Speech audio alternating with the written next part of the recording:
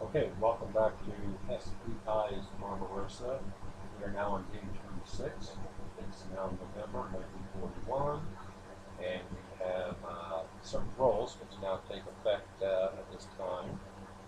I think last turn I overlooked the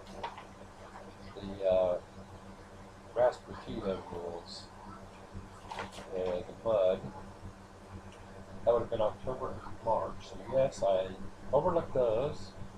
Um, and I made some probably illegal attacks, since all attacks must be adjacent to or stacked with the supply unit, and all German motorized units have their movement allowance reduced to 5 and the foot units reduced to 2. So I overlooked that, and that's my mistake. And I apologize for that, but I don't know how much that really will affect the game. There's 3 turns left, including this one. So let's look at the map and see where we are.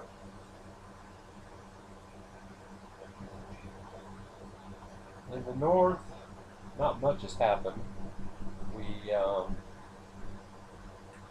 we were still defending this river line here as the Germans. The Soviets have crossed in a couple places and are trying to mount counterattacks against German units. They've had moderate success here, and here, but there's no real threat to the German supply lines at this time. A little more to the central area, we have managed to drive a force up here. I'm not even sure where that city is. We're near. Where is the city that we're near? Well, anyway, we're moving up towards Moscow. Moscow is up here, just off camera, really. So the north is making slow but steady progress.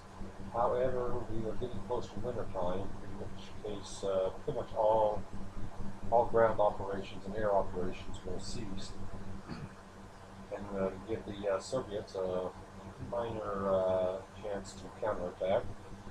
In the center, we've made some progress. We're trying to encircle them here, but progress is extremely slow. I'd probably be better off taking the southern route, but you know, this is my first play, so still trying to figure out how the game works. It's permissible or not permissible.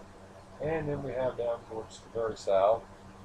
Not much is going on there. The Russians have pulled back, trying to defend some of the river lines there. The Axis forces there aren't really strong enough to mount any kind of offensive, taking any kind of offensive action. So it's pretty much a holding action there by Odessa and such. So come back over here real quick. Too much shaking stuff. As you can see, the Germans have one supply unit coming on in November, one in December, and one in January, and that's all the rest of the forces they have. Whatever else is on the map. Now the Soviets, let's see how far I can get over here. Well, messing things up. I don't think I have December or January's reinforcements on the board, but you can see that the Soviets have a lot of units coming in November from this winter.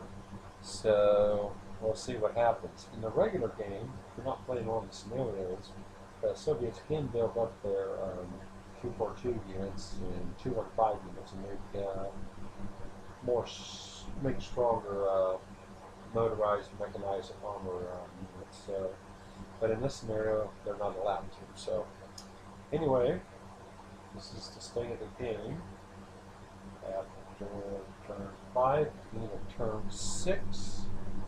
I did want to mention the combat results table. Probably too much motion sickness. It's fairly forgiving after like 1-to-1 odds. 2-to-1 is best, because there's nothing but defender retreats and defender eliminations after that. So 2-to-1 attack is going to guarantee you the hex. However, However, like I said, there is no advance after combat, so you'll have to do that during the secondary phase. But it's pretty much all geared towards, the results are all towards the defender. There are a few attacker eliminations and a few, color here, sorry for the noise, and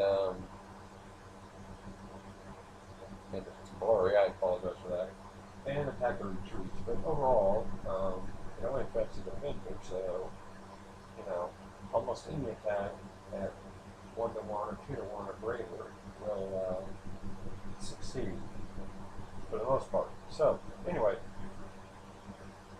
I'm going to zoom out here a little bit by hand. Hope this thing will focus in. But anyway, here's kind of a basic idea of how things are going and all that stuff. So anyway, I've got 3 more turns to play, and we'll see how it goes. I'll probably be back once the game is over and give a small recap. So anyway, thanks for watching. Bye.